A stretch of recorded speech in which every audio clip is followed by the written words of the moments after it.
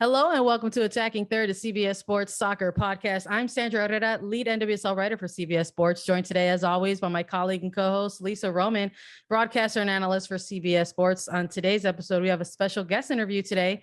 Before we get into all that, a quick reminder to subscribe to us on YouTube for exclusive interviews and content, and whenever we go live at youtube.com/attackingthird.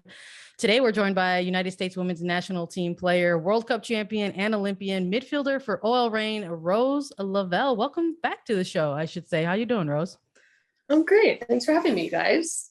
We're happy to have you back, and we're so excited to have you joining us.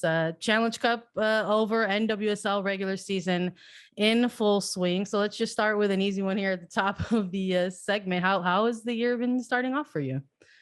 I mean, it's been good so far. We had a decent run in the Challenge Cup.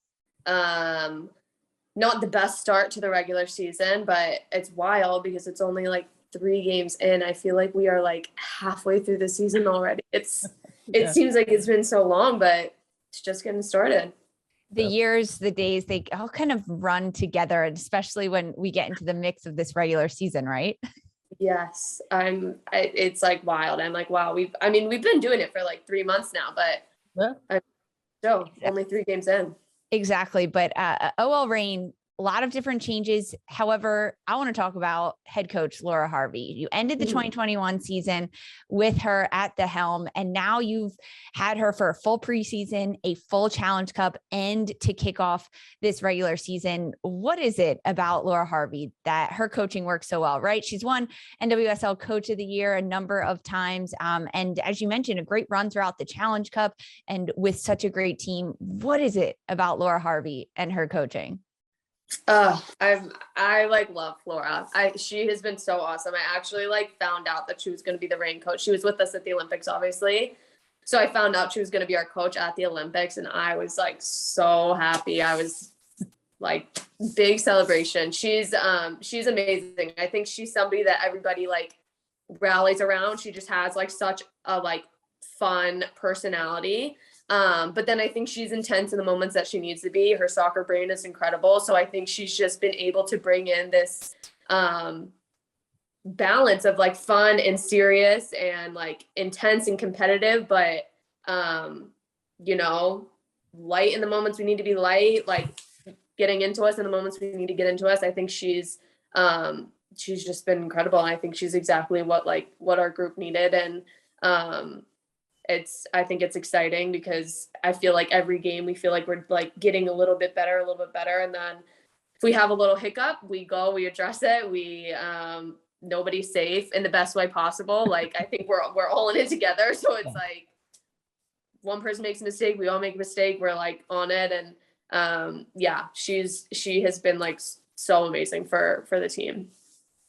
Sometimes when there's, when a coach kind of comes into a certain part of the season, there's maybe a little bit of concern about how this is going to look or what that's going to look like if you've already been going through a year looking a certain type of way. But Harvey came in and you all made a semi-final run towards the end of 2021 there. And then we've been talking about a full preseason now and a Challenge Cup to go through at the start of the regular season. Something else that has sort of maybe stemmed from that 21 season into now 2022, I want to talk to you a little bit about is this kind of maybe budding rivalry a little bit with the Washington Spirit. I'm a huge fan of rivalries that tend to kind of grow organically a little bit in the grassroots. And sometimes I think with the NWSL celebrating its 10th year, we look back at kind of rivalries across the league. They've been kind of pigeonholed to maybe regions and sort of geographical areas. But I'm loving what we're sort of seeing between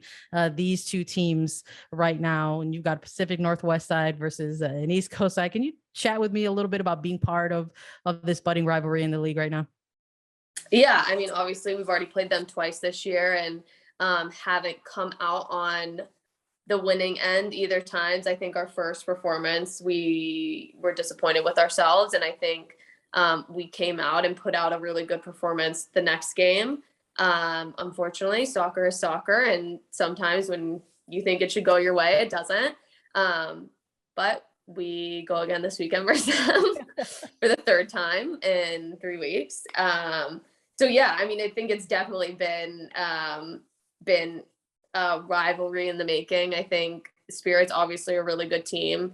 They have some really big threats, and yeah, I think it's been fun, and I feel like a little bit of like a tactical showdown whenever we play them. It kind of feels similar. I mean, obviously, Reign Portland is like the biggest rivalry, but I feel like it feels like a little similar in that it's just kind of like, how can these two teams tactically mess each other up? That's exactly a tactical rivalry. It's like a chess match on the pitch, honestly. And you can tell that the players just love that. And Coach Harvey loves that as well. Looking at the landscape of the NWSL, 12 teams in the Challenge Cup, it was broken into regional groups. So as a team in the Pacific Northwest in OL Reign, you got to face both Cali expansion sides multiple times between Angel City and San Diego. With this expansion of the league and the growing competitive NWSL, how does the competition compare to maybe years past with these two new expansion sides, since you have a bit of familiarity with them so far? Yeah. I mean, I think they've started off like really good for expansion teams, and I kind of feel like there's so much more, there's so much more parity in the league. I feel like it keeps getting better every year. And like, I feel like it's always been the case in this league where the bottom team can beat the top team at any given day. But I feel like it's like holding even more truth, like the longer we get into this league, which makes it very fun and exciting and even more competitive and even harder to compete in. That's probably why it feels like I'm halfway through the season and I'm only 3 games in. But yeah, I think it's great for the league, and hopefully it keeps bringing in more and more talent, and more people are going to want to come and play and grow the league even more. Nice. Let's maybe shift things a little bit. Let's look at the national team. There's been some recent news. I don't know if maybe you've heard, but it's kind of a historic CBA that was signed by the USWNT PA, and also a second contract for the men's national team as well. Just wanted to sort of get your piece on this, because we've seen a lot of great stuff out there from Becky Sauerbrunn or Midge Purse or Becca Rue. But for you, for Rose Lavelle, how important is it to have this CBA in place now? Yeah, I mean, it's incredible. Like such a cool day for women's sports, women everywhere. I think the pay disparity it's not just a fight for women's soccer, it's a fight for women everywhere. And so I think this is kind of something that can help push the envelope a little. And it's been such an honor to be a part of, but I think we have to credit all the people that came before us that helped like lay the foundation down and help make this possible. I think we would not be where we are without them. So yeah, I think it's very cool step in the right direction. I think we still have a long way to go, but I think we can celebrate this for a little bit right now. Yeah, definitely deserves some celebration. I love that you're looking back at all of the people that made this possible, and also looking to the future about all that can change it. But a person that was very influential in this part of the change was your opponent half the time and your teammate half the time, Portland and USA defender Becky Sauerbrunn. She's president of the US women's national team, PA, and she was instrumental in helping this CBA get done. Knowing Becky for you as a teammate, as an opponent in the NWSL, what really is the talents or the personality of Becky Sauerbrunn to be the person at the forefront of this historic CBA, knowing her personally? I mean, I feel like the same kind of like calm, confident presence she has on the field, it's the same way off the field. And I feel like that's like, there's no other person you want leading your team when there's just like, you have that kind of like confident, strong leader who isn't going to take any shit. Sorry for my word, but she's just a badass. And it's like, it's incredible to like be her teammate and learn from her every day. I think, yeah, the team wouldn't be anywhere like where it is now without her. Same with the PA. I think she's been so instrumental on and off the field for the landscape of women's soccer. It's like cool to hear. So you talk about this in terms of describing Becky Sauerbrunn, but something that you brought up already and that we hear a lot about within these moments of this within the space is this concept of growing the game or evolving the sport, leaving it better for, when you found it.